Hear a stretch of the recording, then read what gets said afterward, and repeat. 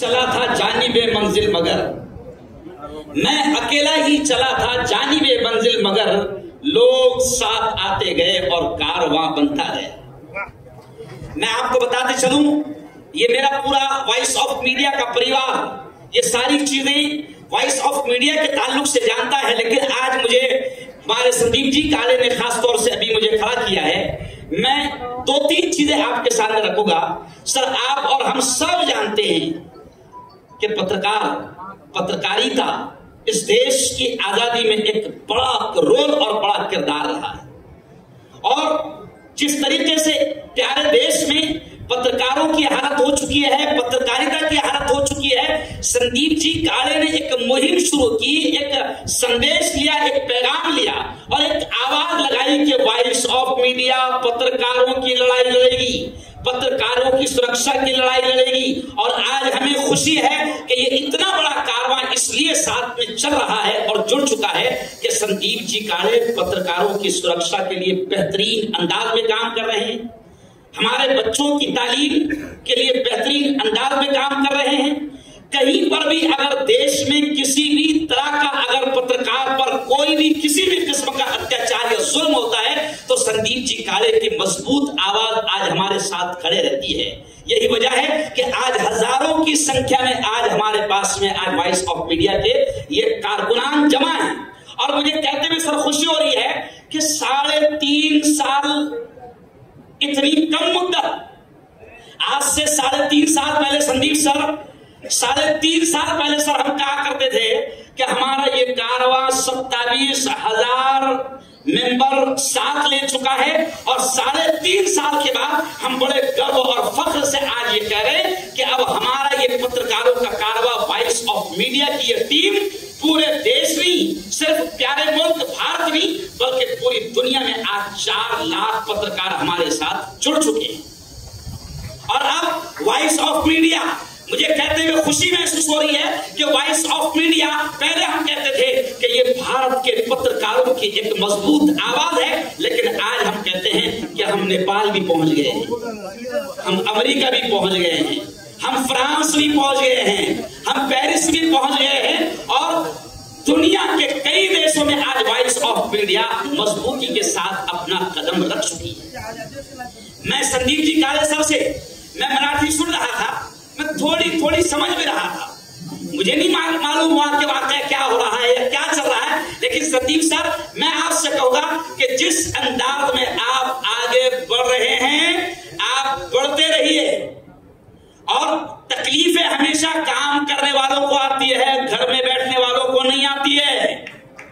तकलीफें हमेशा काम करने वालों को आती है, घर में बैठने वालों को नहीं आती है। संदीप सर मैं एक मुस्लिम धर्मगुरु भी हूं, लेकिन मैं इस शख्स के साथ में सर इसलिए जुड़ा हूं कि मैंने इस शख्स को बहुत करीब से देखा है कि ये शख्स पत्रकारों की लड़ाई के लिए और पत्रकारों की सुरक्षा के लिए और वॉइस ऑफ मीडिया को जिंदा रखने के लिए इस शख्स ने अपना प्राइवेट अपना फंड खुद से खर्च किया है और शुरू में इस तरीके से इस शमा को जलाया है।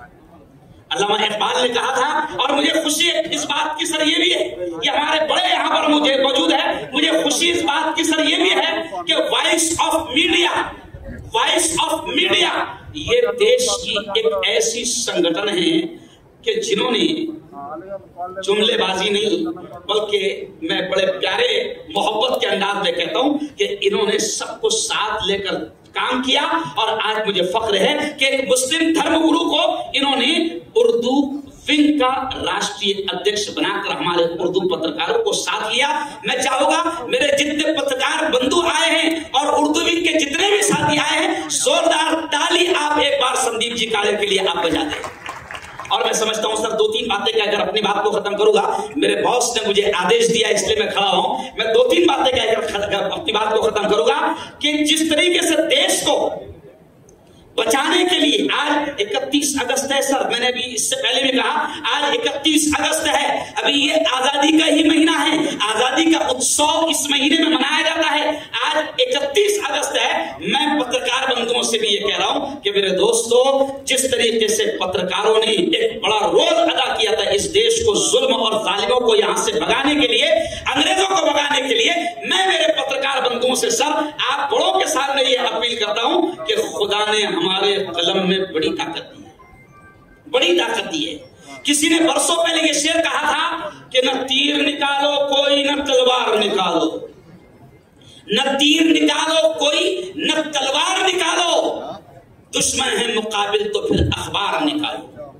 आज ये कलम के धनी यहां पर बैठे हैं, खुदा ने इनको कलम की सलाहियत दी है। कुछ ऐसे लोग भी हैं सर जिनको खुदा ने बोलने की सलाहियत दी है। मैं एक मुस्लिम धर्मगुरु और एक पत्रकार होने के नाते मैं मेरे इन भाइयों को अक्सर ये भी कहता हूं कि जिस तरीके से उस वक्त हमने देश को बचाया था, हमारे पुरखों ने, हमारे पूर्वजों ने उस वक्त अपने कलम की ताकत से मुल्क को आजादी दिलाने में बड़ा किरदार अदा किया था। मैं मेरे दोस्तों से मैंने इससे पहले भी कहा कि आज फिर हमें इस देश को भुखमरी से बचाने की जरूरत है।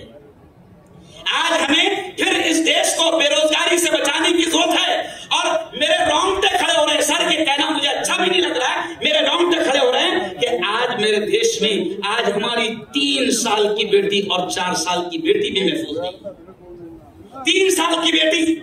और 4 साल की बेटी भी महफूज नहीं है। मैं मेरे दोस्तों से कहता हूं कि अपने कलम की ताकत को इस अत्याचार के खिलाफ, अपने कलम की ताकत को इस दुष्कर्म के खिलाफ मजबूती के साथ उठाओ और देश को इस लानत से बचाओ। मैं आज मेरे पत्रकार बंधुओं से कहता हूं। और फिर आखिर में मैं यही कहूंगा